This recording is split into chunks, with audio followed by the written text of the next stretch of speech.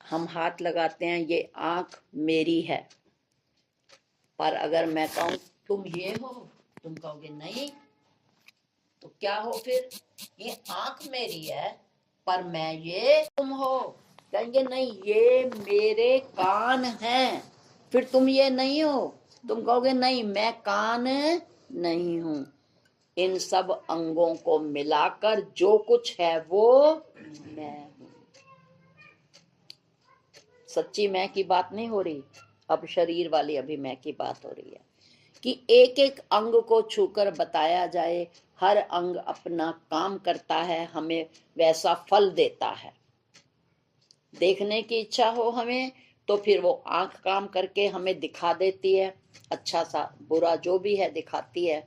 हमारा मन कुछ सुनने को होता है तो कान अपना कर्तव्य पूरा कर देते हैं। परंतु ये मेरे तो हैं पर ये मैं नहीं हूं। और उदाहरण से समझिए, नीम का पेड़ है, उसमें छाल हुई, फिर उसमें पत्तियां निकली, फिर उसमें निम्बोलियां निकली। जिसने रक्त साफ करने के लिए निम्बोली ली और उसको फायदा हो गया, अब वो उसके गीत गाता है, भैया कमाल है, नीम की निम्बोली का तो बहुत फायदा है, सारा साल मुझे कोई ब्लड संबंधी प्रॉब्लम नहीं हुई, अब फरवरी में खाया जाएगा। किसी ने नीम के पत्तों का यूज किया, उन्होंने कहा आप करके देखो, नीम के पत्ते कितना फायदा करते हैं, सिर धोते हैं, स्वस्थ रहते हैं, बॉडी पर डालते हैं, फोड़े फुंसी नहीं होते। आप एक बार नीम के पत्तों का मेरे कहने से प्रयोग कर लेना, ठीक है। और तीसरे ने, जिसने छाल का प्रयोग किया, वो कहते हैं भैया कमाल है छाल की, तो रगड़ करके आप एलर्जी पर लगाओ, फोड़े फुंसी पर लगाओ, सच कहना पता भी नहीं लगेगा। अब 3 व्यक्ति हैं, जिसको जो कुछ चाहिए था उसने उस पार्ट का यूज किया, और जिसको जिस पार्ट से फायदा हुआ उसने उनका गुण गाया। पर माली ने क्या कहा, भाई सारा का सारा नीम का पेड़ फायदेमंद है, आप तो एक एक अंग की बात कर रहे हो। और यदि वो नीम का बीज ही ना होता तो वो काम कर जाता। तो इसी तरह वो कह रहे हैं कि देवताओं की आप पूजा करते हो, उनका महत्व कब तक है? जब तक आपकी मनोकामना पूरी नहीं हुई। और वो कह रहे हैं ये भी याद रखो, जब तक जिंदगी है ना काम पूरे होते हैं ना कामनाएं पूरी होती हैं। आप सबकी अनुभूति है, कभी देखा तो नहीं, कभी इस प्राणी ने मन को समझाया नहीं, इतना खा लिया, इतना पहन लिया, फिर भी अब नई शॉल है, ये नया पैटर्न है, ये नया है और ले लो। कभी बैठकर इस जीव ने समझाया ही नहीं, कितनी बार नए नए पैटर्न की तूने ये शॉलें पहनी हैं, तूने ये कपड़े पहने हैं, तूने ये गहने पहने हैं, इतना बड़ा तेरा जीवन कट गया, इतनी लंबी आयु में तुमने कितनी तरह के नए नए तरीके के कपड़े पहने हैं, गहनों के डिजाइन पहने हैं, खाया है, अभी तुझे तृप्ति नहीं हुई। पर जिन्हें बोध नहीं है उनकी तो बात अलग है। जिन्हें बोध है, क्या उन्होंने कभी बैठकर मन का बात किया कि एक, क्या तू अपनी आयु देख रहा है? इतनी आयु हो गई, नए नए वस्त्र पहनते हुए, फिर ये नए डिजाइन किया है। वैसे तो मेरे पास बहुत सारे हैं, पर ना ये नया डिजाइन है। लेने से पहले क्या कभी विचार किया कि जब से तू होश में आया है, तूने 20 प्रकार के नए डिजाइन के कपड़े पहने होंगे, नए डिजाइन के वस्तु पदार्थ खाए होंगे, तुझे क्या अभी रज नहीं आई? हाँ, अगर प्रारब्ध से कोई चीज आ गई तो ठीक है, और या थोड़ा सा स्फुरण हुआ, पूरा हो गया तो ठीक है, पर उसके पीछे फलाने ने, घर वाले ने ऐसा किया, मेरे लिए नहीं किया। ये जब तक हमारे जीवन में काम और कामनाएं खत्म नहीं होंगी, राम हमारे जीवन में वास कर ही नहीं सकते। जहां काम वहां राम नहीं, जहां राम नहीं काम। जैसे सूर्य और अंधकार दोनों रहे न एक ही ठाम। अगर सूर्य होगा तो अंधेरा नहीं होगा, अगर अंधेरा होगा तो समझ लो सूर्य नहीं रह सकता। दोनों रहे न एक ठाम, दोनों एक साथ कभी रह ही नहीं सकते। इसलिए भगवान कह रहे हैं कि काम और कामनाओं को छोड़िए, ऐसे नहीं छोड़ सकते। विचार करने पर, जो जीवन में प्रैक्टिकल किया, कोई भी फंक्शन आने से पहले सोच लिया आ रहा है, पर तूने कामनाओं का जाल नहीं बिछाना। जो है उससे काम चलाना है, कामनाओं का नया जाल नहीं बिछाना।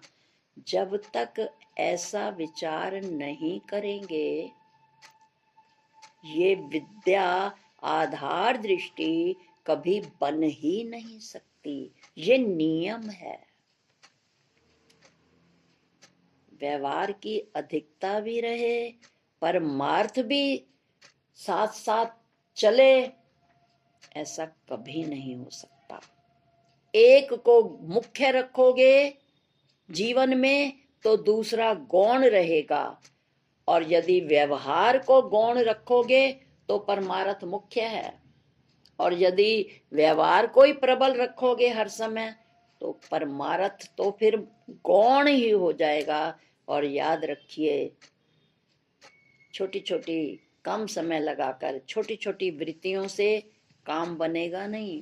पूज्य जी बहुत बार समझाया करते थे, जैसी वृत्ति व्याप्ति होगी वैसी ही फल प्राप्ति होगी।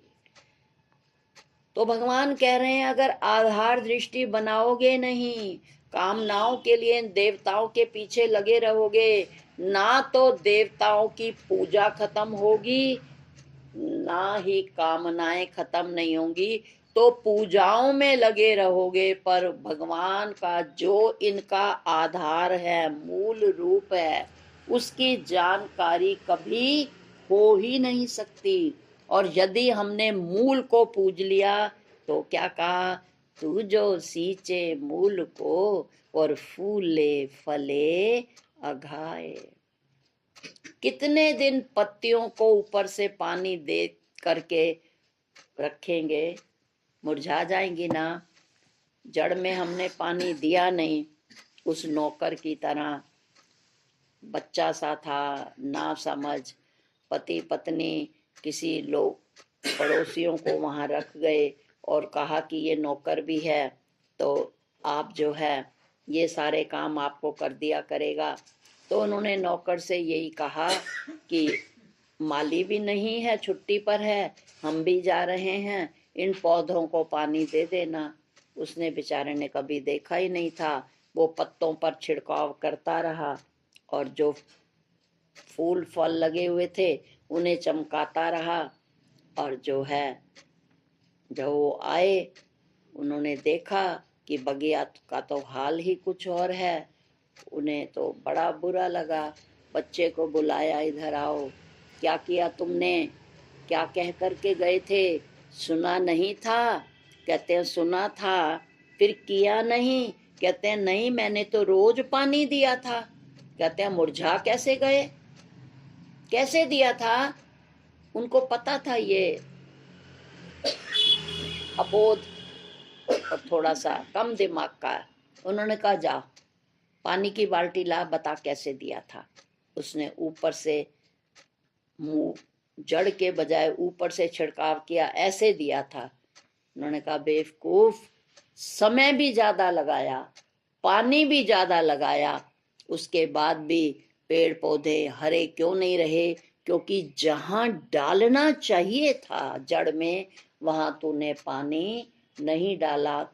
पत्तों को धोता रहा, डालियों को धोता रहा और उनके फूलों को धोता रहा, इतना परिश्रम किया। अरे सीधा जड़ में पानी डालता, जो तू सींचे मूल को और फूले फले अघाए। कहीं ये काम हम तो नहीं कर रहे? कभी एक देवता का पल्ला पकड़ लिया, कभी दूसरे का, कभी तीसरा, सीधा मूल को ही जान लिया होता तो सब हरा भरा और प्रसन्न ना रहता।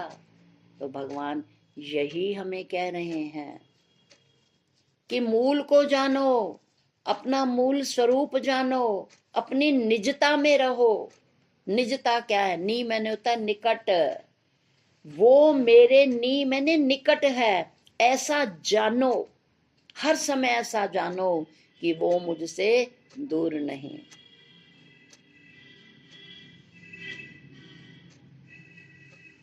वो मेरा अपना आपा है, वो मुझसे अलग रह ही नहीं, मैं उससे अलग रह ही नहीं सकता। बिना जड़ के फूल पौधों तनों का कोई अस्तित्व है ही नहीं। और यदि उसको जान लिया तो पौधे की तरह हमारा भी जीवन प्रसन्नता से कटेगा, आनंदमय जीवन रहेगा, क्योंकि हमने अपने निज स्वरूप को जान लिया है। सर्वांग योग में भी यही आता है, वो जो अपना रूप पुरुषोत्तम भाव है, महिमा सदगुरु की ये निज बोधार्थ है कही। वो जो अपना रूप पुरुषोत्तम भाव है, पहले भी बताया था, 3 भाव होते हैं, शर भाव, अक्षर भाव, पुरुषोत्तम भाव। शर क्या है? शर में अंग हैं 8, अक्षर 1, अरूप है। नहीं है भावना दोनों, लय का स्थान वस्तु सो।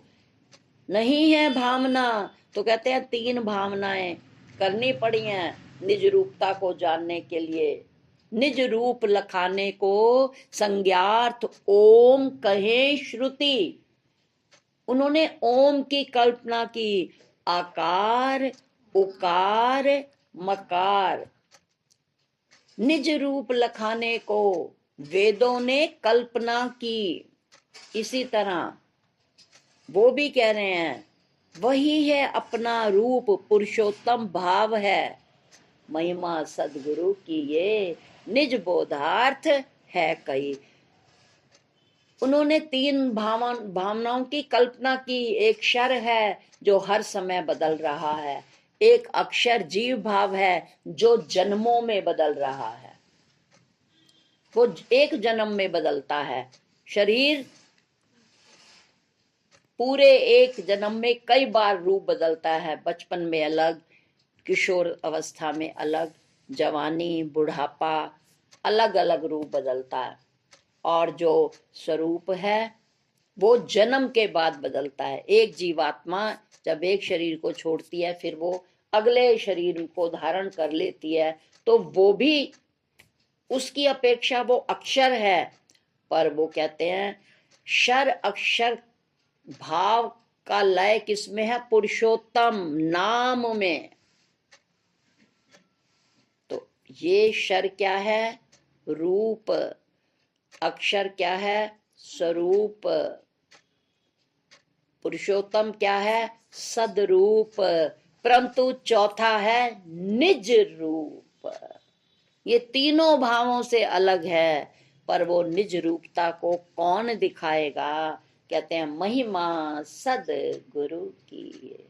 बिना गुरु के, ये महिमा है मेरे सदगुरु की। गुरु बिन भव निधि तरहि न कोई। निज रूप लखा दिया। किसने लखाया है? मेरे सदगुरु ने मुझे अपना रूप लखाया।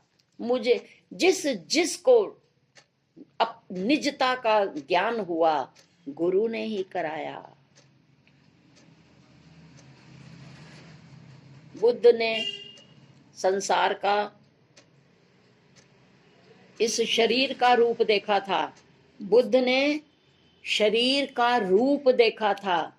शरीर, उन्होंने कहा ये रोगी है, क्यों कर रहा है, इसके शरीर में कोई रोग हुआ है। फिर आगे लाठी से चल रहा है, हिल रहे हैं हाथ पैर, वो भी शरीर का है, रूप है वो। इसको क्या हुआ है, इसको जरा अवस्था ने परेशान कर रखा है, बुढ़ापा आ गया है। और आगे जब ले जा रहे थे शरीर को, ये रूप, शरीर के रूप दिखा रहे हैं, शरीर के 3 अवस्थाएं दिखाई कि रोग, फिर बुढ़ापा, फिर मृत्यु। उन्होंने शरीर का रूप देखा, ये तो बदलने वाला है, ये तो दुख रूप है, और तुरंत छोड़ दिया। रूप की विकृति को देखा। अब आइए भृतहरि। भृतहरि ने संसार का स्वरूप देखा।